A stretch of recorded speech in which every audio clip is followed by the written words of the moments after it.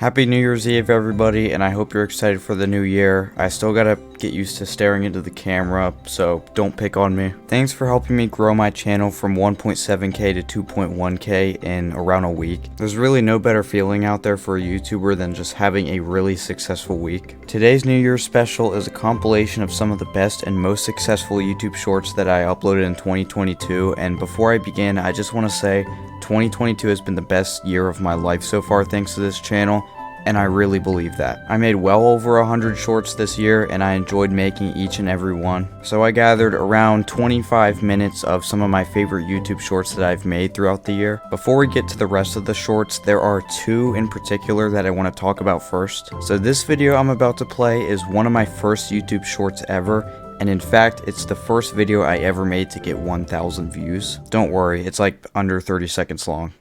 Released in November 2009 in North America, New Super Mario Bros. Wii was the first main platformer to allow 4 people to play at once on the same screen.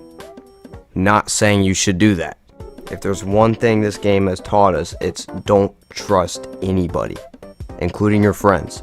In my opinion, a game like Donkey Kong Country Returns handles co-op way better, considering you can't bounce on people's heads for the entire level. So now that you've watched that, I'm sure you could tell that I sounded way less enthusiastic and interested than I do now, and so I had the idea to essentially make this video from scratch. Remake the video from scratch, that is. Released in November of 2009 in North America, New Super Mario Bros. Wii was one of the first 2D platformers to allow 4 people to play at once on the same screen.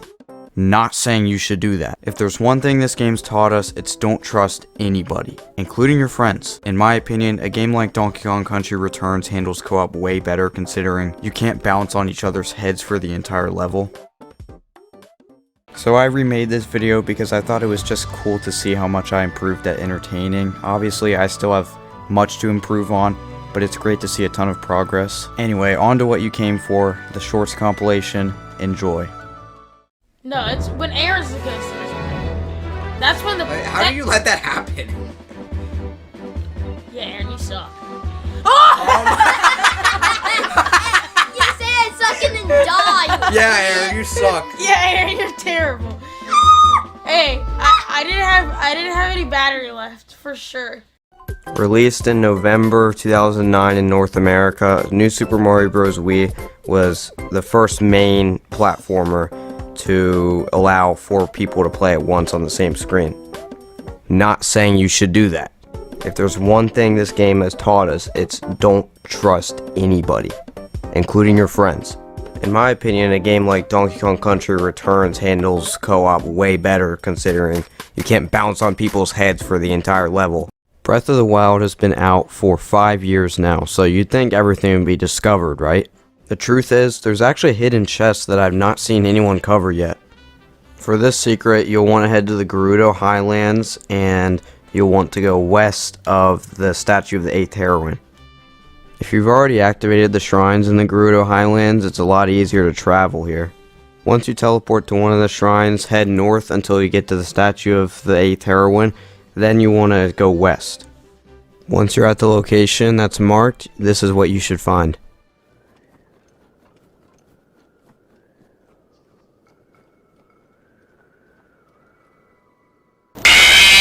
The Legend of Zelda Ocarina of Time is the best video game ever made, and I'm in the middle of playing through the game for the first time 24 years later. I'm only a little over an hour in, so obviously I know hardly anything about what the rest of the game has to offer, but there is one thing I found that I thought was completely overpowered. Head for the entrance of the market, and if you've played this game, I shouldn't have to tell you where that is. Once you get past the bridge, go straight to the door above, and you will find a room full of pots. Usually a good find when you're playing a Zelda game. Smash all these pots open, leave the room, go back in, and voila! Video game logic. Correct me if I'm wrong, but I'm pretty sure Red Dead Redemption 2 is the best looking game of all time. And it is also the sequel to my favorite game of all time. But you know what holds the sequel back for me? You can't go to Mexico. Mexico was my favorite part of the map in the first game, but luckily, due to glitches, there's actually a way to get to Mexico in the sequel. For this, you want to head near the end of the San Luis River and near the scratching post. It doesn't have to be the exact one, but make sure you find a hill like this. It's crucial for the glitch. Also, I couldn't get this to work on keyboard and mouse, so plug in a controller if you're on PC. So for this part, you need to go into first person view and equip 2 pistols, and you want to walk backward towards the hill. This is where it gets weird. The game basically glitches you past the river, and if you do it in the right place, you can get to Mexico. Now that's illegal immigration. And no, I didn't discover this glitch. Along with other big Nintendo franchises, The Legend of Zelda has some of the most iconic and recognizable video game music. If you pay attention to some of the music in Breath of the Wild and you've played some other Zelda games, you might recognize a few notes. Listen closely to the Rito Village theme and see if it sounds familiar.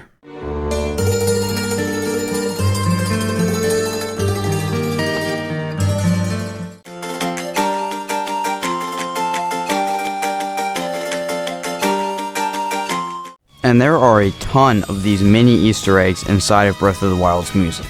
But it wasn't the first game in the series to do this. The Wind Waker's Outset Island track actually has a hidden melody reminiscent of Kokiri Forest from, well, we know what game it's from.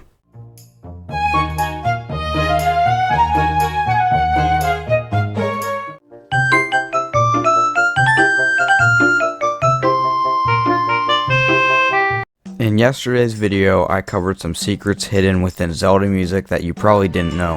And that video did very well, so here I am to give you some more examples. The first one is the Hyrule Castle theme from Breath of the Wild, and there is a different theme depending on if you're outside the castle or inside the castle.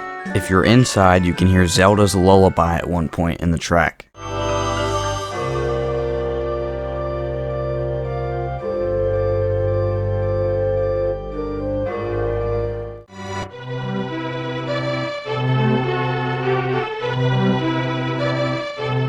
And if you're outside, you can hear the original overworld theme.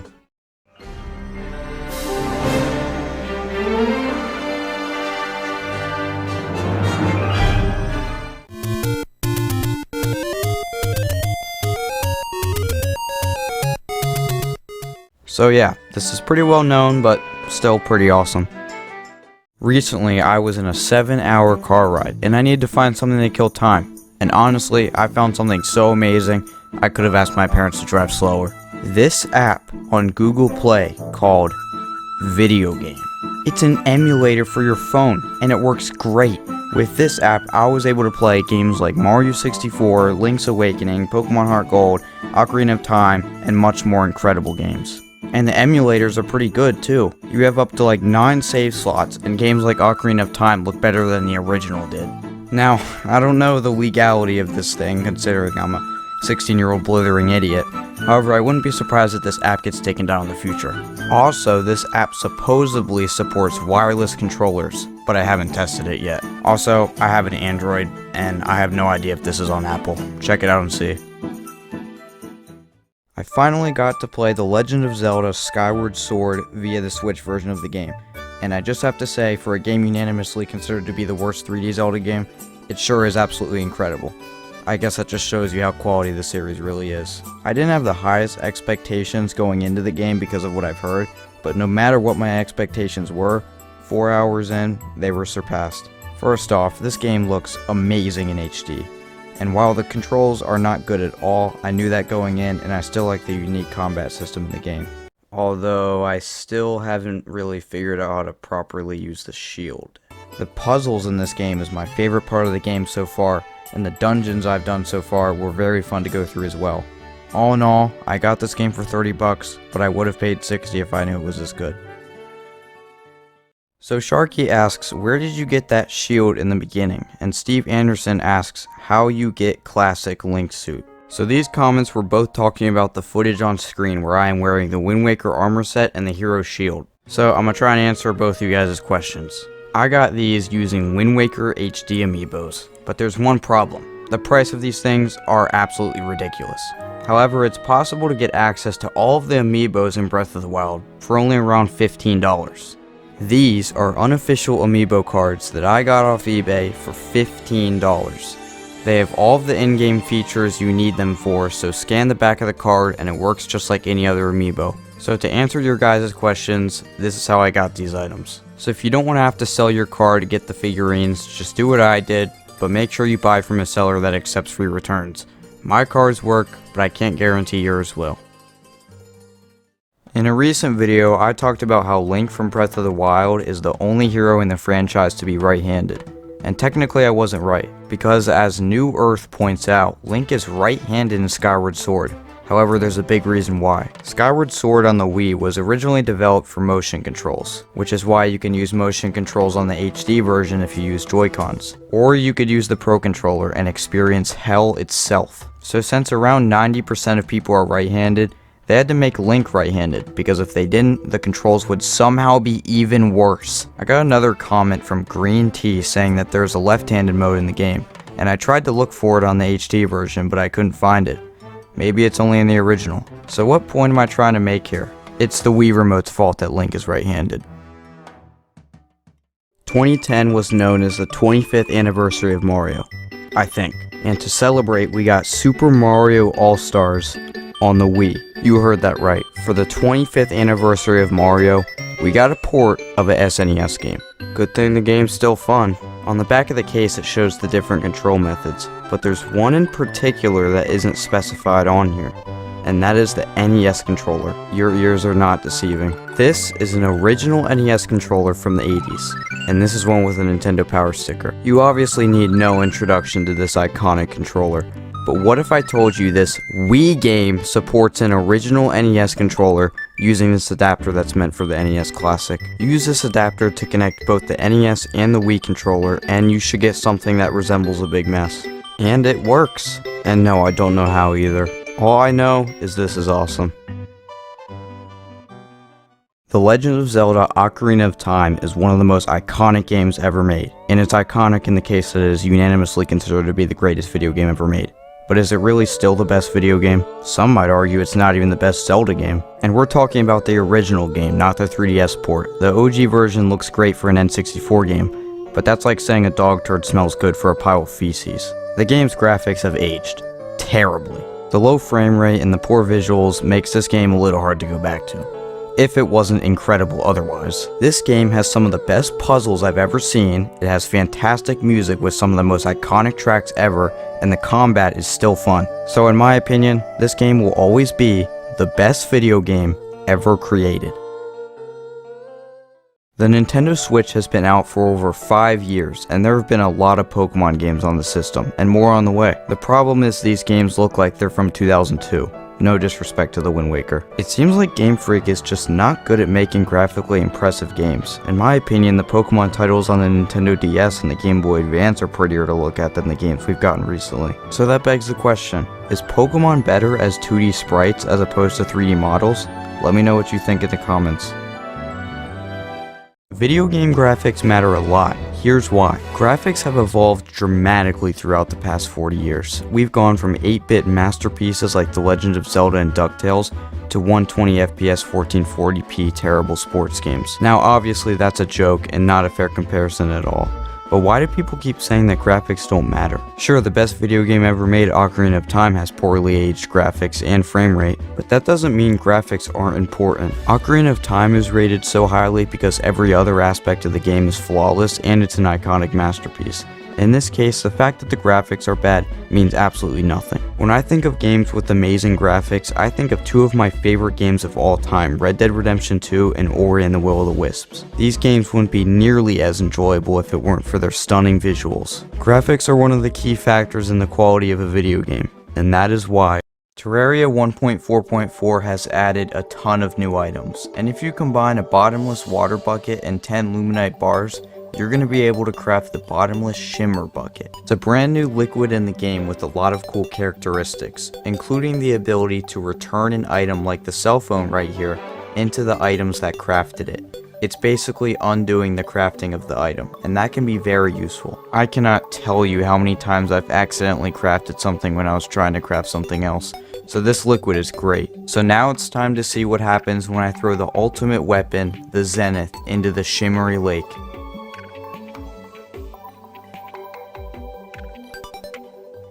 I love this game.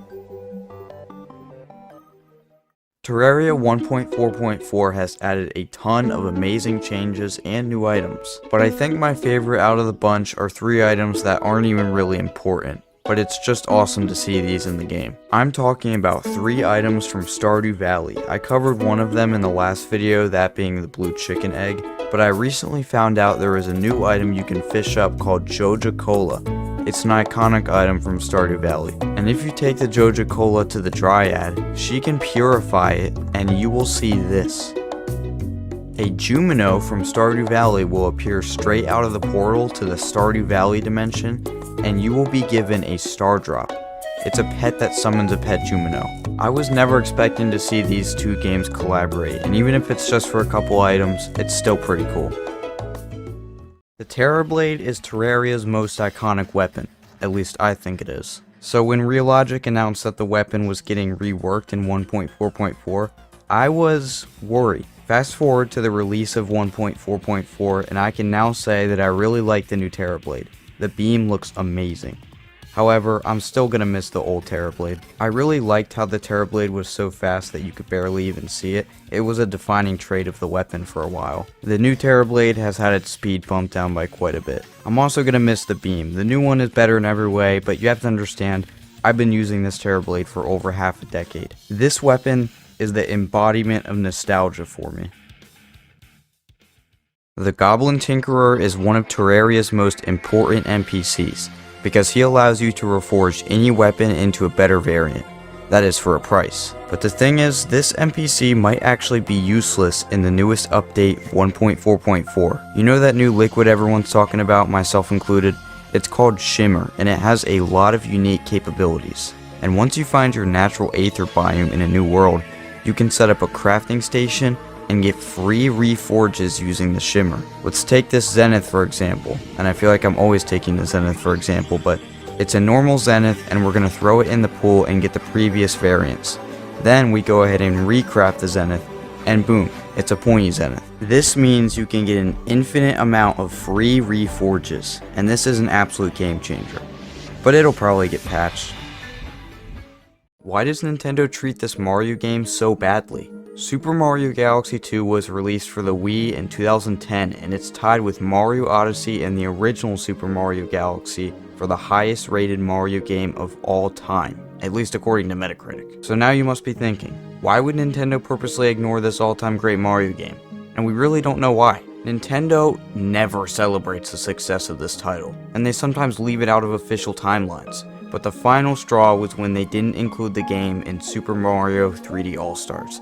This was unacceptable. When Super Mario 3D All-Stars was announced, people like me were incredibly excited, but also disappointed that they completely disrespected Galaxy 2. Where is it at? It wouldn't even be that hard to include because you already included the first game. Now you've just forced us to play it on the Wii in 480p when we shouldn't have to. A really dumb decision to not include what is a lot of people's favorite Mario game of all time. If you ever sell one of your video game consoles, make sure you always do this. Erase your save data, because if you don't, the next person to get this console might have access to personal information. I bought this pre-owned Wii from Goodwill for just $20, and I was pleasantly surprised to see virtual console games on the console already. But the owners also forgot to erase all of the Miis on the console, meaning I can see people's names and birthdays and whatnot. Those are very minor things, but just make sure if you're selling a console, wipe all your save data from it. Because sometimes the personal information will be a lot more than just first names and birth dates. I will also be talking more about this Wii on the channel at some point. I found the weirdest Wii remote ever. The other day, I went to one of my favorite stores, Goodwill, and I found this Nintendo Wii for just $20. And better yet, it came with a LAN port and HDMI adapter. That was cool. And while I was there, I also found this extremely weird Wii remote. Look at this thing. It also came with a nunchuck, if you're into that stuff. You might be wondering why I paid real money for this thing, and if I'm being honest, it was for you guys. But this Wiimote actually kind of surprised me. Let's talk about it. To my surprise, it actually turned on. So I played a quick match of Wii Sports, and I gotta say, the performance of this remote really isn't much worse than the regular ones. Honestly, I'm satisfied with this remote. It's actually pretty good for a spare controller. And when I checked what the prices are for it online, I'm not joking, I couldn't find this Wii remote anywhere.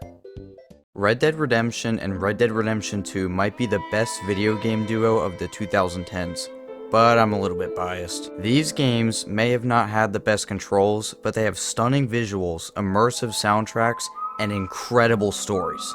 In my opinion, Red Dead Redemption 2 has the best story in video game history. But you have to let me know what you think about that in the comments below. The story mode in these games are so good, I think they could have just been a movie.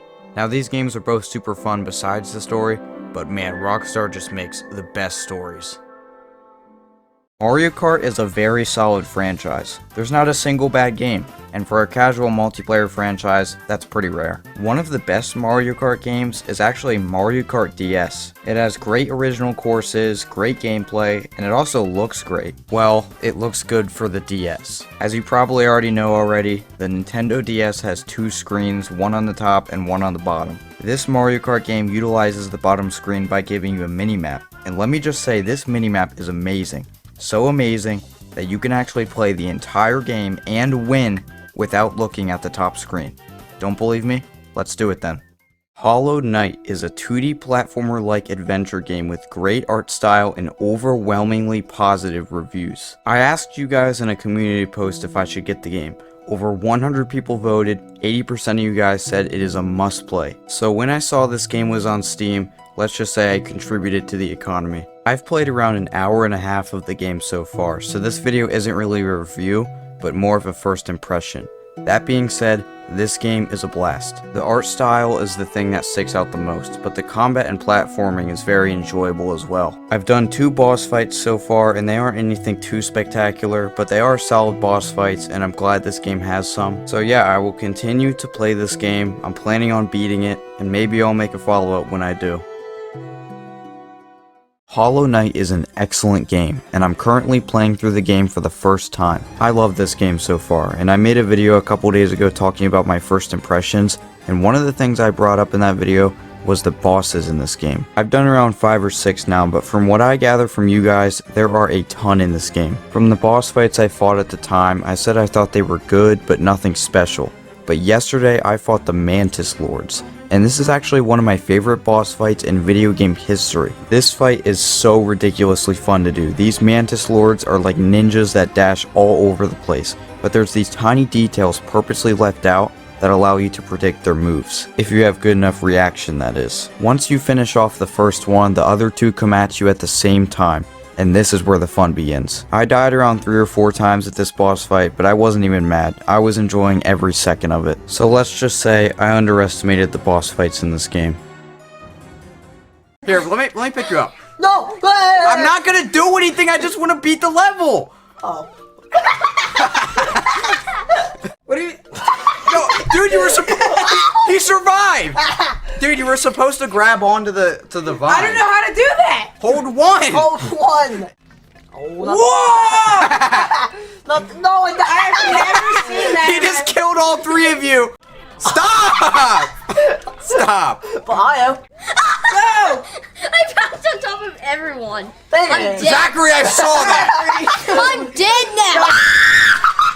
Hollow Knight is a fantastic 2-dimensional platformer Metroidvania with great level design, fantastic art style, and did I mention a ton of great boss fights? This indie platformer Metroidvania with great art style is also very similar to another indie platformer Metroidvania with great art style, and that similar game is Ori and the Will of the Wisps. I talked about Ori a couple times on this channel because this game was simply the best video game experience I've had all year, and it's now one of my favorite video games of all time.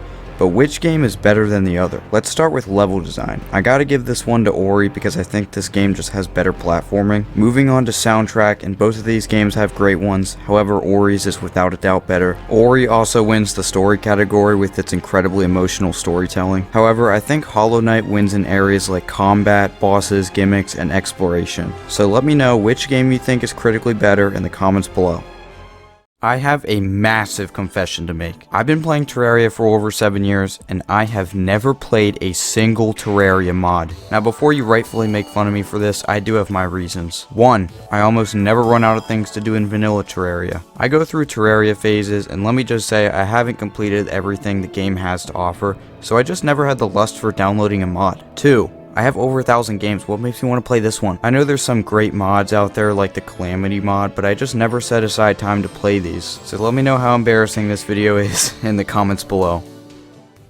Is Stardew Valley relaxing or stressful? This is a question we've been asking for thousands of years. Stardew Valley is a relaxing farming simulator, but this game has so many stressful moments, like when the shop closes in 30 seconds and you absolutely have to buy from it, or when you have to catch 4 legendary fish in the span of a couple days, or when you're still close to making it to floor 100 in the skull caverns but there's only 1 minute left until you fall asleep. This game is all about keeping up productivity and making sure you do things before a certain deadline, and that's what can make this game stressful. However, that's not inherently a bad aspect of the game. The game's still a modern masterpiece. Pokemon Scarlet and Violet are now the lowest rated main series Pokemon games of all time, according to Metacritic. This probably comes to no surprise. These games are in a miserable state at the moment. I don't think these games are bad in principle, but they're definitely a rough experience right now and most likely forever. The sad thing is Game Freak probably doesn't care because the game still sold 10 million copies in 3 days, which is insane. Overall, I think the best parts of these games are the shiny hunting, and surprisingly the story isn't half bad either. Usually the story in Pokemon games are just kinda all the same, but this one had some surprising plot twists that kept me engaged. The latest update to Mario Kart 8 Deluxe just added a crazy feature where in the first race mode, you can customize any combination of power-ups in the game. Think of all the crazy stuff you can do with this. The craziest thing you can do by far is make the blue shell the only power-up. This is absolutely ridiculous, but also hilarious in its own way. Note to self, don't be in first place, just aim for second. But yeah, you should definitely try messing with this new feature. I know I will. Are shiny Pokemon becoming less valuable? In the newest main series Pokemon games, shiny hunting has become pretty easy. Pokemon Let's Go Pikachu and Let's Go Eevee introduced the catch combo system, where if you caught a certain amount of Pokemon in a row, you could drastically raise your chances at finding a shiny. Pokemon Brilliant Diamond and Shining Pearl had a completely busted chain mechanic, where you could increase your odds to 1 in 100. Seriously, using this method, I found 11 shiny Bunary in less than 2 hours. And most recently, Pokemon Scarlet and Violet added, well, just a lot of Pokemon on screen at once. Once you get the shiny charm and maybe eat a few odd boosting sandwiches, shiny hunting in Scarlet and Violet is ridiculously easy. And in my opinion, I like shiny hunting being easier. It gives more casual players who don't have the time to shiny hunt for weeks on end a chance to get some cool looking Pokemon. Reading bad Hollow Knight reviews. This one says, there's a lot to be said for Hollow Knight in terms of design, but I found the boss fights too hard and there's no way to dumb it down. So if you're not a hyperactive youngster, look out! 18 of 154 users found this review helpful. Enjoyable gameplay, awesome OST, entertaining lore, has some downsides but there are so few of them so I can't even remember. Definitely recommend it. He gave it a 0. I'm guessing he meant to give this a 10 and accidentally gave it a 0. Game too hard and atmosphere too shallow to keep my interest. Nothing about this game's theme, story, atmosphere, or setting inspires me to keep playing. Even when I constantly die, the save point is often too far away from the area I am stuck on. The game will punish you for even existing or being around. Dull, forgettable soundtrack. Graphics are an eyesore. Okay, this is not a Hollow Knight problem. This is a you problem. A lot of good memories were made this year, and I hope I was able to share some with you today. And if you watched all the way through, then you're awesome. I'm sure the first 10 or so shorts were a little bit hard to watch. I definitely sounded like I didn't want to be there. But yeah, I hope you all enjoyed. Let me know in the comments below what your favorite YouTube short was of the year. That's it for today's video, and that's also it for 2022. I'll see you all in 2023. Until then, this is Wyvrn, signing out.